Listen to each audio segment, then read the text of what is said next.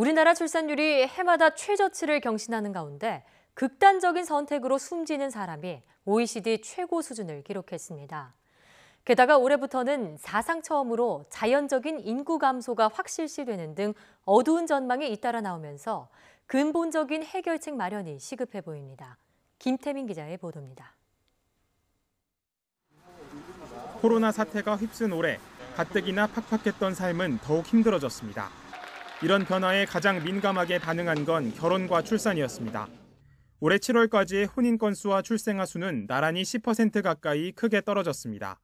같은 기간을 따져 비교해봤을 때 역대 최소 수준을 경신했습니다. 반면 고령 인구는 늘면서 올해부터는 사망자 수가 출생아 수를 웃도는 자연적 인구 감소 현상이 시작될 전망입니다. 오는 2025년부터는 우리나라 인구 5명 중 1명은 65살이 넘는 초고령화 사회로 진입합니다. 문제는 여기서 그치지 않습니다. 힘든 현실에 스스로 삶을 저버리는 일도 여전히 늘어나는 추세입니다. 지난해 우리나라 10대에서 30대까지 사망 원인 1위, 40대와 50대 사망 원인 2위는 극단적 선택이었습니다. 고의적인 자해로 숨진 사람의 비율은 OECD 국가 중 가장 높은 수준입니다.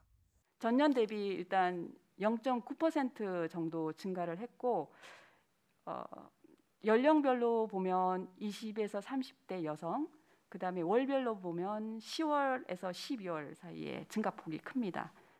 이처럼 사람의 삶에 나타내는 지표들이 전부 바닥을 기고 있는 건 그만큼 2020년 대한민국이 살아가기 어렵고 힘든 사회라는 걸 뜻합니다. 따라서 근본적인 문제를 해결하려면 단편적인 정책에 의존하는 것이 아닌 인식의 전환이 필요하다는 게 전문가들의 의견입니다. 그 사회의 지속 가능성이 매우 위험하다는 표시로서 우리가 이해를 해야 된다고 생각이 됩니다. 많은 사람들이 삶의 균형을 찾을 수 있도록 그리고 안전한 삶을 살아갈 수 있도록 사회의 기본적인 사회 안전망이 단단하게 보호를 하는 것이 매우 중요한 과제라고 생각합니다. 치열한 경쟁 사회의 그늘을 보여주는 삶의 지표를 개선하려면 무엇보다 소외된 계층의 불안감을 이해하려는 인식 전환이 시급해 보입니다. YTN 김태민입니다.